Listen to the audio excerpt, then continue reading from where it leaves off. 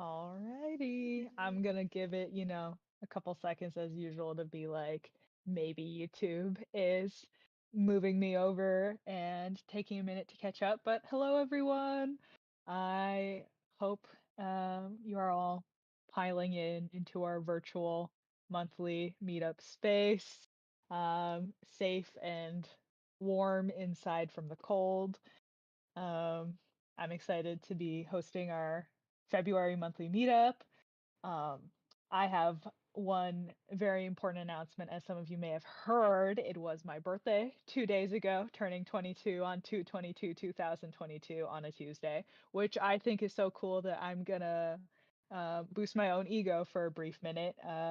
But I will actually get going with real announcements so that we can hear what's going on and then finally get to hear from our amazing guest speaker that I am so excited to learn from and hope all of you are excited to learn from too. Okay, nice moves, announcements for the week.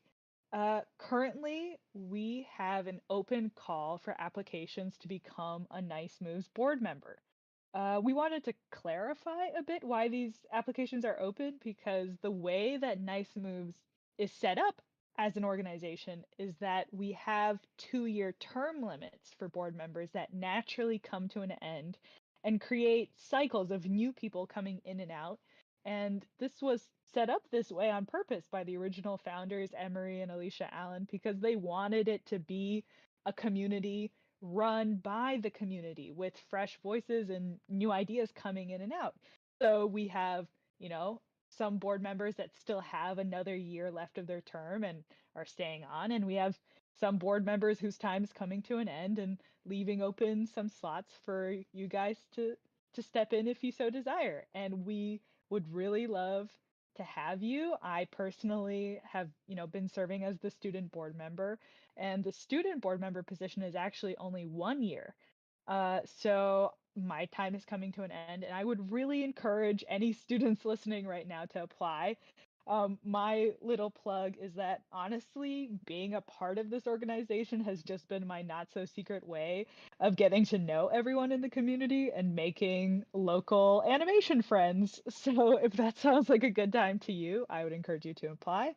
And obviously for the non-students out there, apply for our 2-year board member term, and we'd love to have you. We have the link to the Google Form application in the Discord and across all our social media.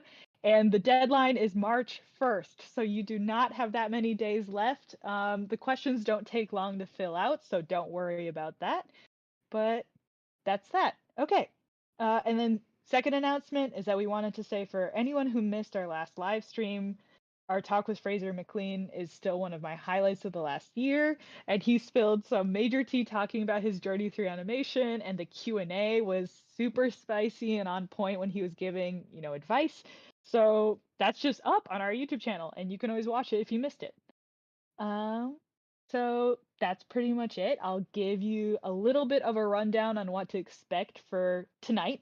We're about to hear from Sishir Bommakanti about his unique illustration process and how he makes his fantastical and beautiful final images with both 3D and 2D processes. At the end, I'm gonna pop back in to look through the chat and throw some of your questions at Sashir. So please stick around for the Q&A if you want to ask and learn more. And afterwards, I'll drop the Gather Town link in the chat. And you can also find the link in the Discord and other places, which is just a way for you to come and mingle in our COVID-friendly little virtual chat room space. It's a fun way that we get together without, spreading the plague. So I hope to see you there if you can make it. Um, and that's it. Alrighty. With all those announcements out of the way, I'm going to hand it over to our speaker for the night, Sishir Bommakanti. Okay, all right. Thanks for the introduction. And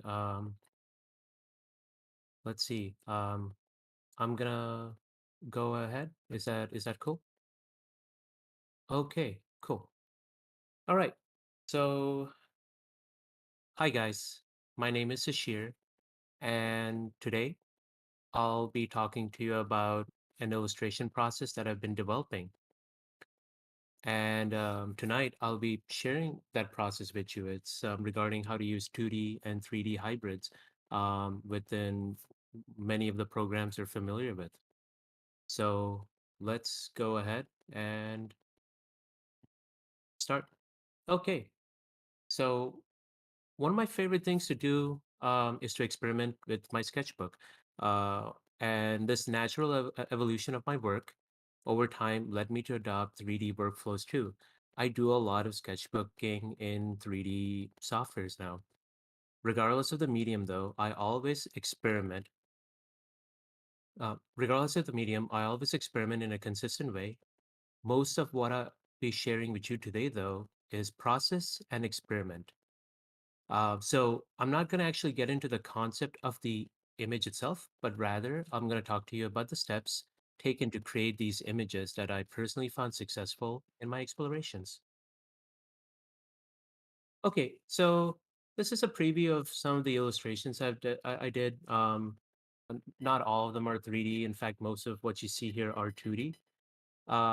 It ranges from digital to traditional to hybrids. I work in a range, and mostly I love to collage things together, taking different drawings and mixing them up together. I tend to lean more towards the surreal, mythological, and the absurd, and sometimes even horror. I've done things for publications, magazines both online and for print, and I mostly like to work with anything that's indie related because I seem to get the most amount of freedom from that and the most amount of control. I'm also a painter, a traditional painter, not as much as of recent, but one of the things that I like to do is explore large form paintings. Historically, a lot of my influences are from ancient manuscripts, like miniature paintings or medieval manuscripts. It runs a gamut, but the whole idea is that I like to play with topological narratives and just create a painting full of pure chaos and um, my own compositional rules. It takes forever to do it, but this is another way of me collaging things together, building an entire map that people can explore. This process takes forever, but it's one of the most rewarding, one of my most favorite ways of working. Uh, but recently, I stepped into animation. I started to expand my sketchbook experiments into animation, and I started getting really interested in it. After I graduated my MFA, I started an internship, and I was at Make Visual for a while. And there, I think I learned a lot about like just best practices and rules. And so, a couple things that you see here are pretty old, but one thing that came out of doing all of that was I started learning simulation, I started learning rendering, I started learning camera work and etc.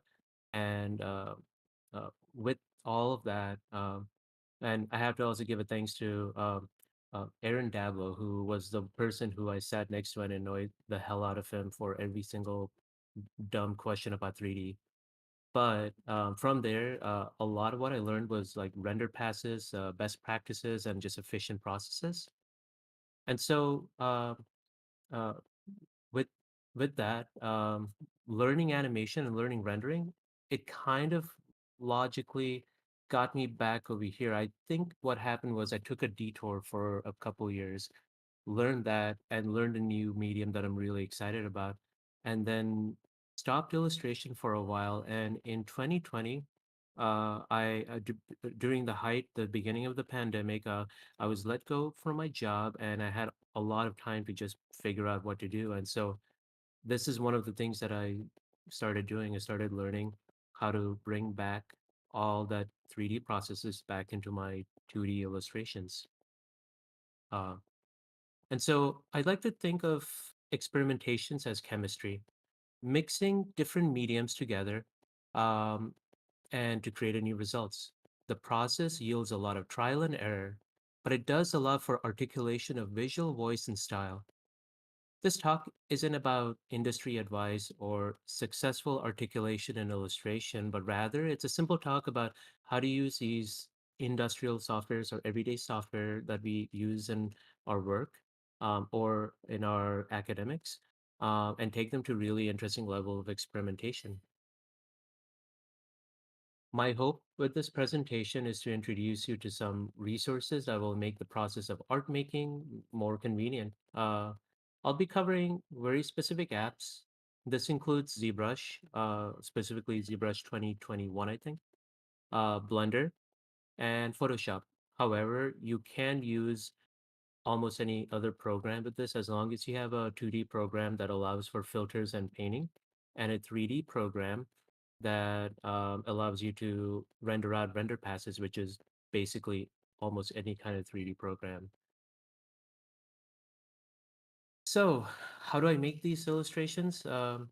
It's a linear process in which the the process in between does get uh, it does allow a lot of experimentation. Regardless, the medium and the process is as follows. So um, basically, I start by sculpting. I work with a lot of figurative creature and natural objects. I'm mostly drawn to that kind of subject matter, but when I sculpt, I like to sculpt a range of elements and bring in, older stuff and re-sculpt them in ZBrush or distort them in Blender and just try to like recreate some stuff. Um, and I also maybe sometimes also paint these sculptures within the program. ZBrush having an incredible process called polypaint. And then once I have these sculptures ready, and by sculptures I mean like detailed objects that I can light and render and set into a scene, I start the assembly process. And assembly is the same as collage, which is how I work and approach my paintings and illustrations. Uh, and this is a kit bash process, which I think more 3D users are more familiar with. Taking various elements that I built or downloaded, and I start the collage process. The good thing about kit bashing is that I can make a layout of a scene without worrying about clipping or artifacts. I can leave all of that in because I can just paint it over in post. A lot of what I'm going to be talking to you about is we'll fix it in post, and that's totally cool. Um, and so the part of the process that can get daunting or take too long is this assembly because you can spend hours just adjusting things over and over. This is when I started introduce the camera or the composition. When it comes to the camera itself, what I do is I stick to a certain angle and a certain scene or a certain direction, and I try to then work with my composition within that area. Uh, uh, what I'm trying to do is I'm trying to get rid of as much guesswork as possible and start to limit my process because when it comes to sculpting and assembly, there's just so much you can do. And then once I set that camera, I'm already starting to put frames and borders and limitations. And by establishing this, I start to kind of limit the scope, which is a good thing in this case, because then within that limitations, I can still find more unique and interesting ways to activate my composition. Uh, and so with the camera itself, I do have, I tend to lean more towards like higher focal length, like 85, 100, or even orthographic mode. The reason why is because the higher focal length of like 85, 90 mm flattens everything even more.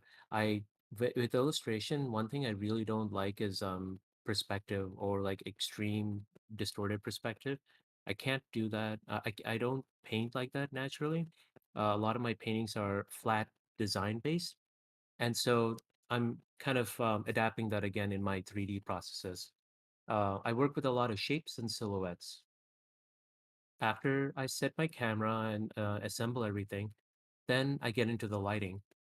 Lighting my illustration, I like to have fun with it. I don't like to be directional with it.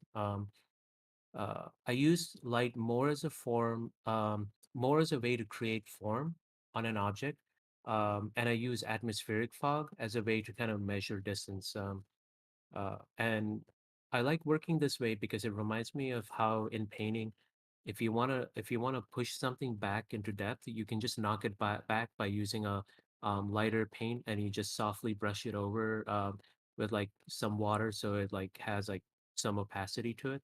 So this translucent thing just knocks it back, and then you can bring the subject forward.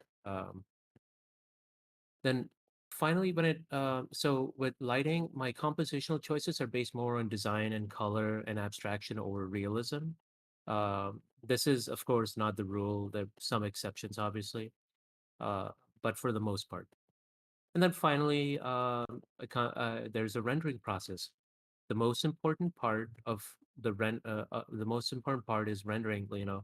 Uh, regardless of which process I'm using or which software, what I'm doing is I'm rendering out render passes. This is like an alpha, fog, specular, ambient occlusion. People who do 3D are more familiar with this, and I will be talking in depth about what these are so you have an idea if you're not familiar. um, this is my favorite part of the process because I get to see this image being generated and break down into various passes that make the image. And then I can start thinking about how I can utilize these passes in an experimental way. Normally, render passes are used in compositing, normally in After Effects or Nuke, so you can start to extract an image and get something really interesting. Try to push an image more than what the original render or the original film would have been. Uh, but for me, I use these render passes in a very experimental way, and it's really the binding portion of my process. And so once I edit the render passes, the post process finish is just paint overs. Any image editing I can do in Photoshop, or in other cases you can use other programs like Clip Studio Paint. And finally, just ground everything so it kind of has a consistent consistency to it and feels more like an illustration than 3D renders. So when I say render passes, this is what I'm talking about. Just a range of um, like specular or ambient occlusion, um, uh, mist. And sometimes this is specific to ZBrush, but it's possible in Blender, but I'll only be talking about in ZBrush. You can render out styles. These are filtered styles that create these non-realistic shaders completely at random. And I'll talk to you about that a little bit more too. These are the five images which I'll like get in depth with. Each one of these has a completely different process, and I wanted to explain to you how I started it and how I ended up where I am. But even though all of these are slightly different, or sorry, a lot of these are different in its process, I still use the same rules that I mentioned before, where I sculpted, assemble, light everything, rendered, etc. And I want to point this one out because this is really the one that got me into it. I created this as a way to test everything out, and this was one of the first illustrations that I consider to be successful. And moving forward in the future, I this is kind of the energy I want to take into creating more illustrations. Okay, so we'll start with this weird, creepy dentist-y kind of image. Uh, and what I did with this was, the background is obvious. It's a simple painting in Photoshop with like clouds and noise. But for the actual teeth itself, I sculpted this in ZBrush. This was actually part of another sculpture, just a test to create realistic teeth that I can put into a creature. And I loved the shape of the teeth so much that I wanted to do something else with it. So I isolated that in its own file, and I started rendering out all the passes I need. Shadow, standard shader, alpha. Alpha is really important because I use alpha as a mask, so I can basically create foreground and background without because in ZBrush, for some reason, you can't export out the alpha itself. I don't know why. Uh, Fog or mist. This helps me with atmospheric perspective. Some filters where I created a posterized layer in ZBrush. And then ambient occlusion. Ambient occlusion is great to just get those pop in contrast, and it only affects certain parts. Here's some UI. ZBrush is really annoying. And I think I got into it not realizing that it's one of the worst UIs in the world. But um, because of that, I just kind of got used to it. However, my ZBrush UI is a little different. I'll talk to you about that later. Um, anyway, the most important thing here is like when you have the UI, one of the things you should look into is the BPR render pass. BPR means best preview render, and this is how you can render those non-realistic rendering passes I talked to you about. When you click on this, not only does it create your beauty pass, but it also creates a shaded, a depth, a shadow, AO, and mask. It also does subsurface scattering, but I haven't explored that yet. Now, how do you get these filtered passes where you can kind of make them look painterly, or you can add like overlays and blend modes? BPR has something called BPR filters, and that's right over here. These BPR filters have up to 12 filters that you can activate. And I'll be honest, I don't know how to use this completely, but what I do is I just tinker and experiment with it, and try to understand what each filter type is. Some are obvious, some are not. And the best way to do this in ZBrush, before I do that, on the top right corner of any ZBrush UI, that's where the BPR button is to hit render. And the way that I've been playing around with these are, one, there's a thing called Lightbox. It's just like a little place where you can conveniently store everything. Lightbox has render sets, and in render sets, you can see all the filters.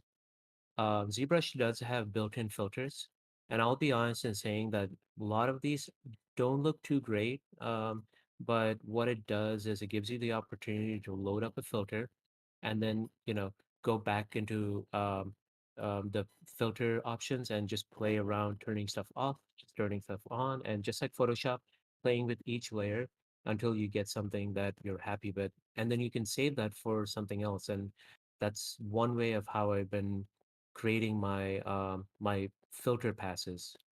ZBrush for some reason has this amazing NPR, or non-principled render, or non-realistic rendering process that it's so unique. I haven't seen it anywhere else.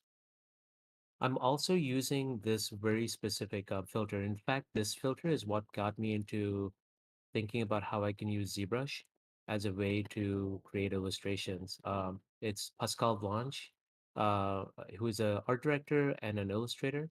Pascal Blanche uses he created these filter sets. They're not that expensive on his ArtStation. I think like $4 or $5. But I bought these, and then I started tinkering and experimenting with these too. On the right, you'll see an example of what these outputs look like when he creates something in ZBrush. In fact, if you go to his Twitter right now, you'll see how he's experimenting with these filter sets and trying to avoid Photoshop altogether, so everything can 100% be done in one program. His process is really interesting. Uh, and so another thing to point out with this is camera settings. As I mentioned, I like to lean more on the with the with like the focal length. I like to be more on the higher side, where it's 50 or 85. ZBrush camera settings are weird.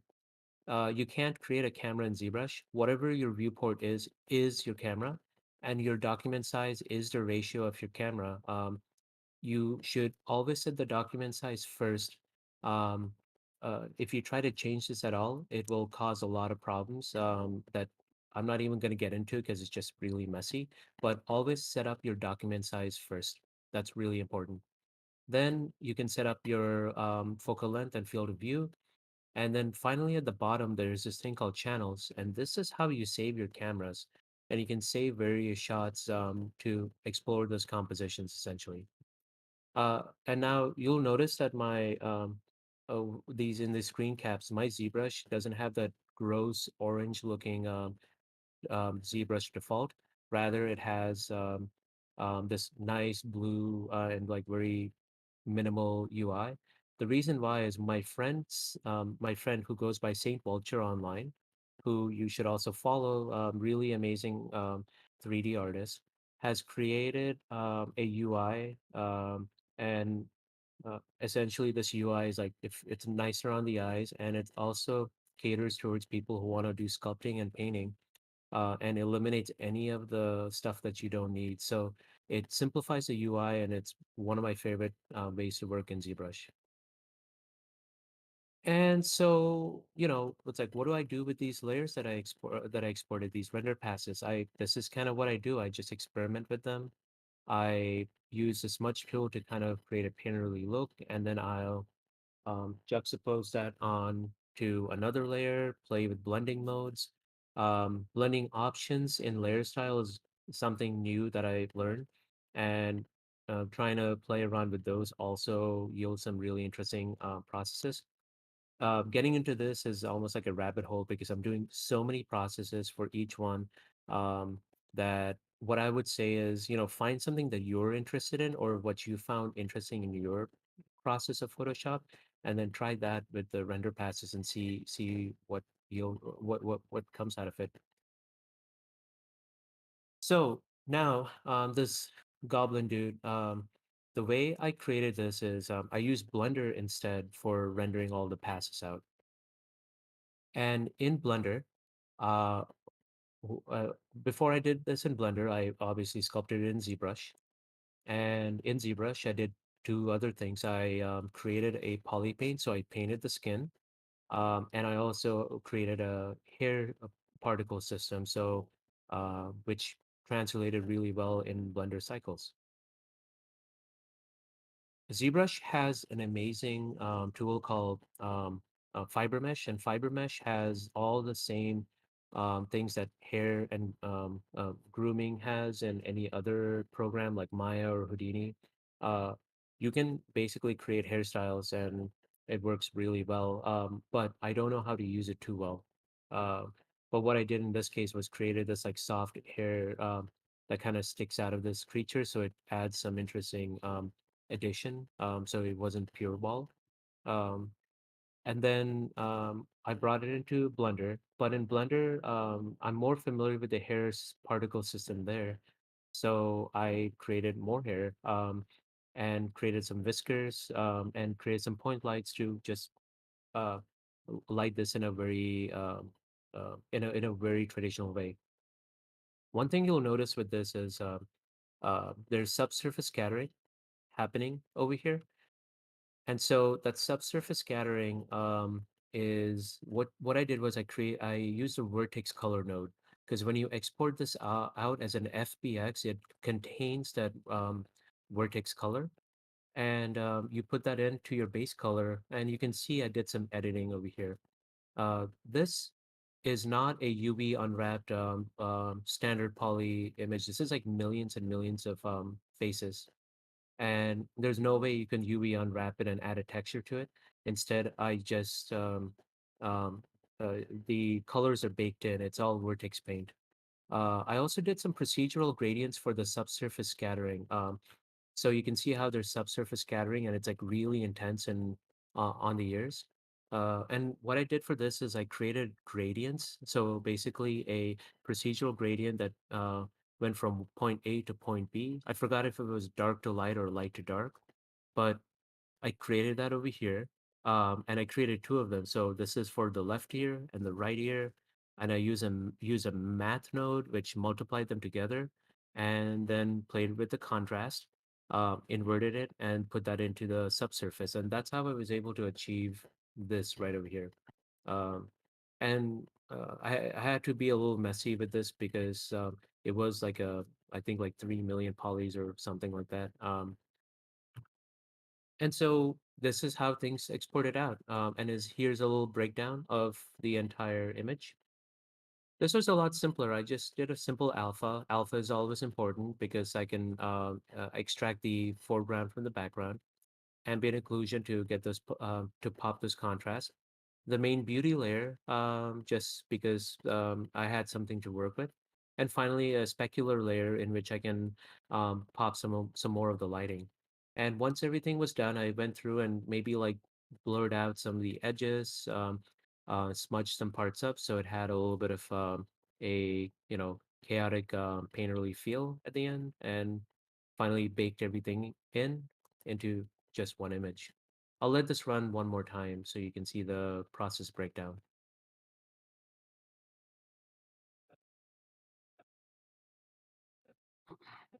Okay, so moving on. Polypaint is amazing in if in ZBrush. You do need a high resolution mesh for it, but personally, I like this a lot better than Substance Painter. Uh, but uh, essentially, it's the same as sculpting. You just uncheck the Z add or the Z sub, and you're only in RGB, and you can just go ahead and start painting. You can use your own brushes. You can make your own brushes and use the alphas. This is a completely other rabbit hole that hopefully I can talk to you about that in another talk sometime in the future. Uh, Way too long to get into it now, but as you can see, the higher your higher polys you have, the more faces you have, the more detail you can get with your painting, essentially. And it's based on vertex color. Okay, on to the next one. So now, this beheaded king, the way that I set this up was it's a really messy, rough mesh. This was coming to the point where I was like, okay, this mesh isn't working. I'm not having fun with it. And so what I did was I basically picked a camera. Remember how I mentioned how once you have a camera set up, you start to limit yourself, and that's actually a good thing. So once you set up the camera, you can start editing there and then. So from that camera view, I started playing around with the silhouette, the overall shape of the face, until I had something where I'm like, hey, I can work with this. But everything was pretty messy, right? So I decided it's like, okay, well, I'll render out what I can, and I'm gonna let Photoshop or digital painting, the paint over do most of the work in this case. In the past few that I showed you, 3D was doing most of the work, and in this case, 2D is doing a lot of the work. So these are the render passes. In this case, I used the Pascal Blanche filters just as an example of like why I found them really interesting. Just really wonderful colors that come out of it. And then I just like pushed it a little bit so it kind of became my own filter. So I wasn't replicating what Pascal Blanche does in his work. And so I rendered out about two unique filtered renders for the beauty pass. And then, of course, the standard atmospheric alpha, which is always important. Then a standard shader in case I need it for something, maybe like contrast um, or detail. And then finally a shadow, so you can have, so I can put some so I can pop some stuff in. And here's the breakdown. And I wanted to show you what my Photoshop stuff looks like. I uh, uh, it all depends. If it's something for, if I'm working with somebody else, I will organize it. But for my own stuff, I'm usually not worried about things. I tend to know where things are, and having those alpha layers really help me kind of like see where um, things are. In this case, it's more or less like a quick illustration sketch. So I wasn't worried about the organization too much, but this is kind of how I'm setting things up. Each one probably has its own unique blending option and um, so on and so forth. I'm gonna let this run one more time so you can see the process breakdown.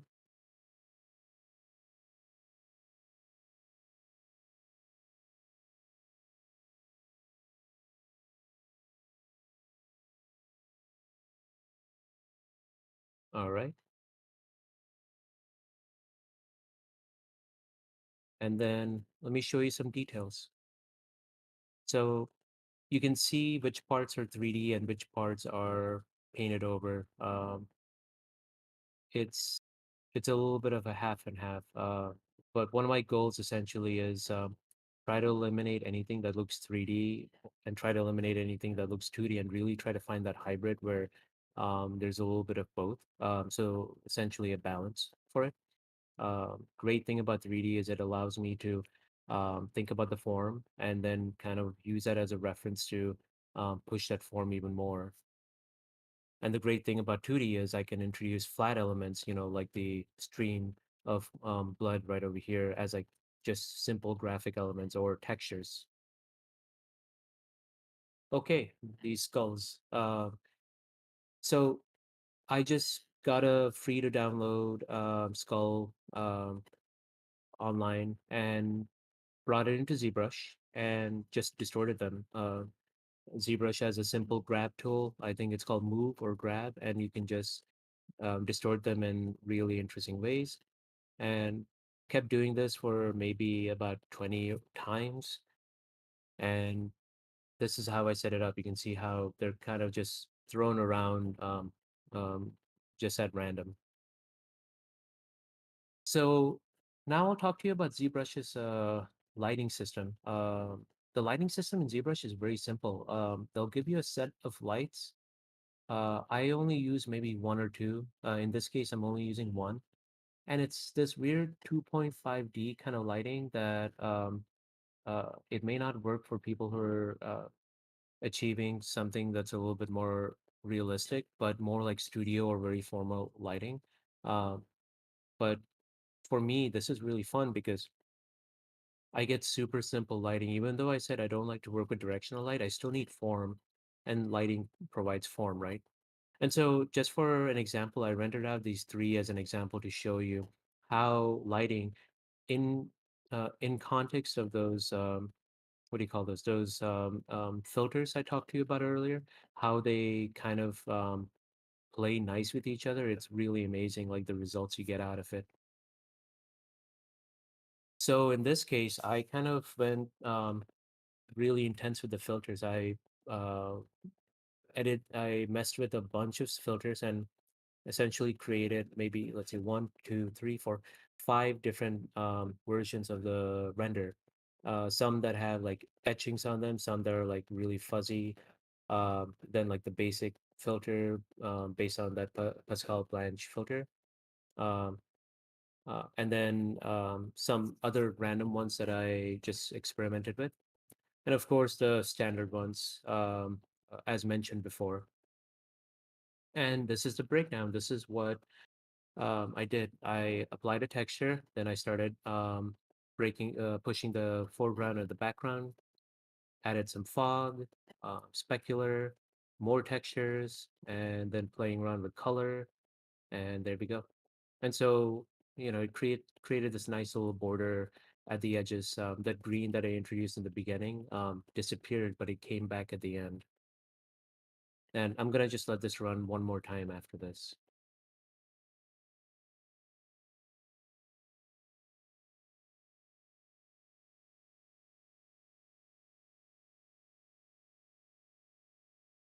All right.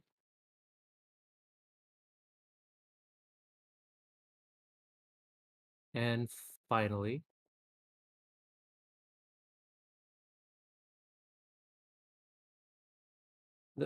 this one, the one that I'm most excited about, this kind of like uh, ancient god kaiju battle. Uh, this was one of the first ones I experimented with, and the one that took the longest. The ones that preceded this that you saw were kind of experiments and illustrations that I did a little bit after this. And this took a long time because there's just a lot of elements to it, but also it was an exploration process that I had to think about a lot of things before getting to a conclusion or finding a way to say, okay, this is good. I like where it is. So how did I start this? First, I just created assets. I started by creating these very simple human meshes. These were generated in something called MLab, which is a Blender add-on. But MLab, I think, is discontinued. The guy who created it just mysteriously disappeared from the community, and like no one knows who he is. And so people have been making like GitHub forks of his thing. So I don't know if it will work on Blender 3. I know it does work on like Blender 2.7 and all that. Um, then I created some like low to mid poly objects that I can just lay out in the scene. If you can get free models to use, go ahead and use it and just attribute it to them. If I built my own ancient city, it would probably take me months to finish this illustration. And yeah, honestly, it's like if you create something and you have some attribution, go ahead. On my website, I attributed this individual because I just found it like really useful.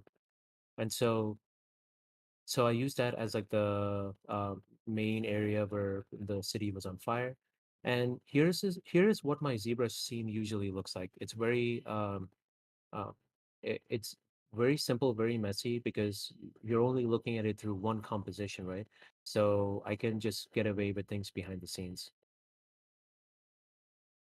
And here is how these creatures are set up. If you notice, the creatures are the highest level of detail are only where the camera points at in the final composition. So I set these up and I decided, okay, this is where they're going to be at.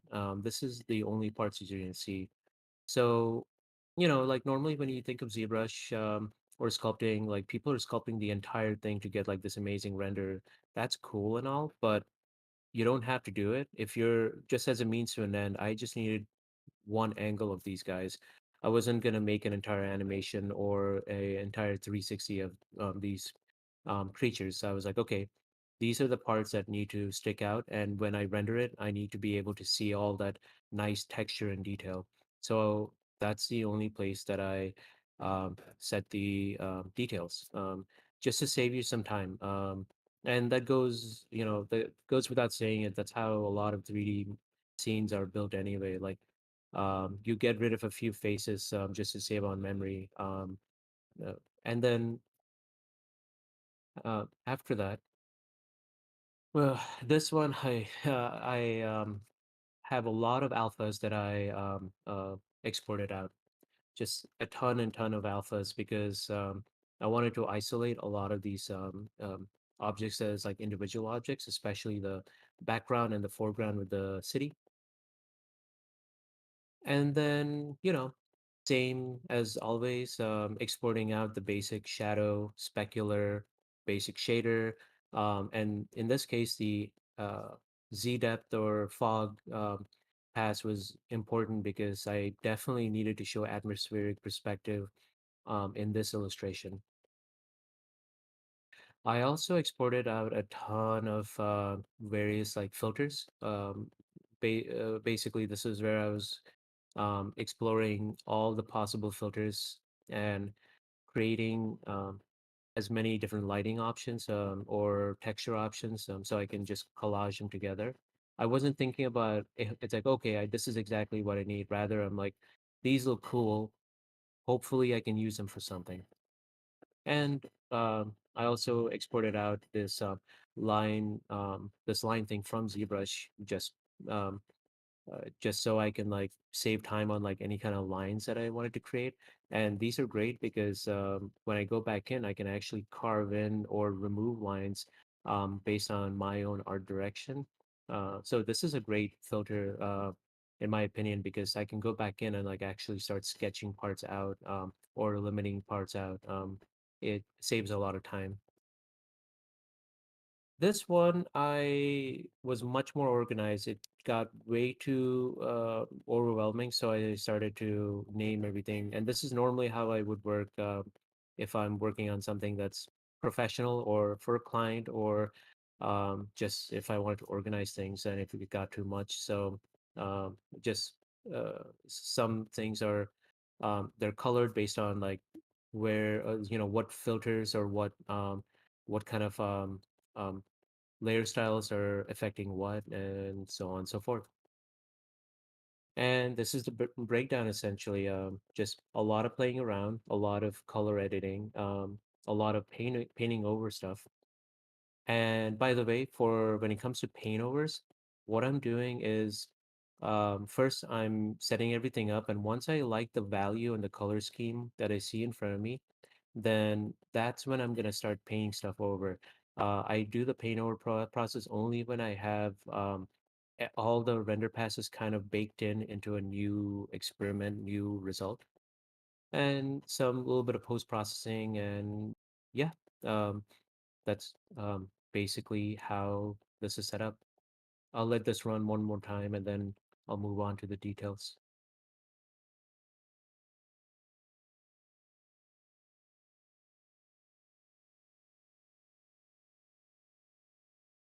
All right. So, couple details. Just so you can see what this looks like on like a macro scale, on a micro scale. Um, some of the fire over here, I used a hair system in ZBrush to create these like really interesting strokes.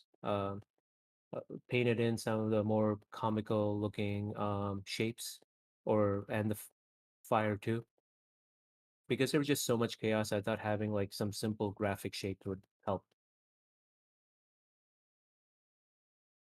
And then you can see how it gets a little bit low resolution when it comes over here, but it maintains a lot of detail, some offsetting with the filters just to like create more interest in the color. But from far away, it all kind of binds together.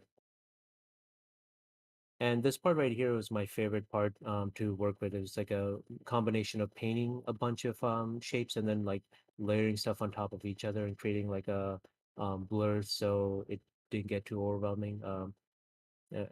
I picked this part. I don't know why this was my favorite part to work on for the entire thing. And so that's about it. That is my painting. That's my 2D and 3D processes. And before we go, I'm just gonna do a little plug for who I am. You can follow me on Instagram and Twitter, where I'm most active as Cadmium Coffee. And right now, with moving forward, what am I doing? Well, first thing I want to do is get better, get better at animation, create more of these films, these weird films. Some of you know that I'm creating two series. One is called Intellectual Advice Cat, and the other one is called The Soft Horror Boys. Uh, they're two IPs in a larger metaverse that will finally clash and be Avengers level awesome. But first, I have to save up some money so I can fund myself to make these things.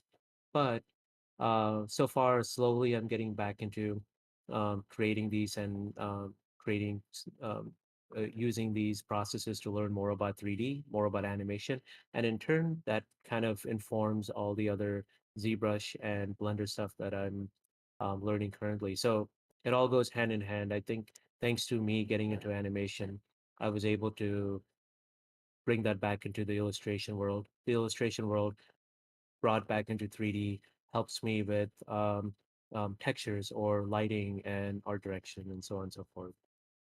And yeah, that's it. Thank you guys for attending this. All right. Oh my God. I'm doing the round of applause for the masses. Let's just imagine there all Thank the you. people clapping at this time. And I hope for, people watching, if you have any questions about things that came up during the talk, please put them in the YouTube chat and I can ask them before we let Sishir go. Um, it'll take a couple seconds for people to catch Yes. up. Yep. Uh, I wanted to say also just react to I'm really excited about those two projects that you mentioned at the end, and I would love if like we as a community could like find a way to like help like you support making those in any way possible. And definitely like, if there is interest after this talk in having a more in-depth workshop about any of your processes, I would definitely be super into making that happen. Cool. So yeah. Uh, hey. Okay, everyone in the chat is just going off about how awesome it is and a lot of clapping hands. I Not a see lot it. of questions yet. I see it. Yeah. We'll definitely have to give you, we'll definitely link you to the chat later so that you can see all the lovely things people were saying during your talk. That's one of the funny things about live streaming. You did such a good job giving a talk to the void, if that makes sense. But I got to see all the people. Yeah. Um, okay. Oh, Cool. all Cool. right. So from Shannon, we have a question about, can you talk about the ZBrush UI you downloaded and what do you like about it? Sure. The uh, so let me see if I can put that on a link. Here we go. Found his stuff.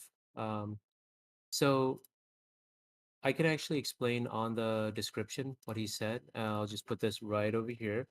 Um, so my friend, he he goes by Saint Vulture. He's from Europe. He says this is my personal ZBrush UI with all the tools I frequently use. It's made to feel less claustrophobic and more approachable and easy on the eyes by removing the burning orange. If you're familiar with ZBrush at all, there is a burning orange look to everything.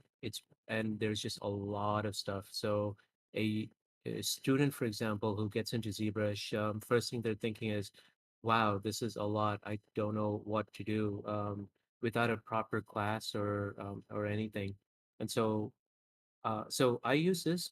I started using this after I got used to ZBrush because I needed those initial tutorials to kind of figure out the UI. But then after that, I was like, okay, just need something to. It's just psychologically, I guess it's pleasing. It's just a nice blue color, and so what I like about it is that first it kind of clears up the plate a little bit, and it puts all of my stuff, all of my most important things at the bottom, especially all the most important brushes that I can use. And Saint Vulture does a lot of stuff with ZBrush. And so after like years of using it, he decided it's like, okay, this is what I use the most. So therefore, let me um, only use these. And mine is just a little bit more modified from that to work with my own thing. So I would definitely. It's weird. I never change UI in any other program because I'm okay with it. But ZBrush was the only one, just because it was so horrendous. That, like, I mean, I've never opened it, but just you describing the burning orange is hurting my eyes, so that definitely sounds like a good addition. Yeah, it's not wonderful. Um, I am not currently seeing more questions. I guess I wanted to like put out there, would you be open to people maybe reaching out to you through the Nice Moves Discord if they had follow-up questions that way? Yeah, that's totally fine. Yeah. Okay, cool guys. So if you're in the know and you're in the Discord, you can always hit up Sishir that way and get any, specific links to the things he mentioned. And I guess that's that. That's our monthly meetup.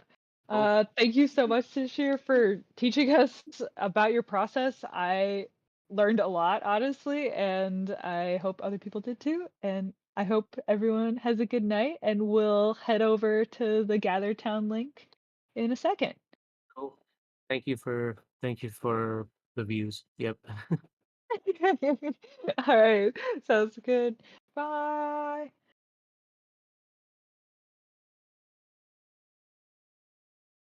Joe, are we still live?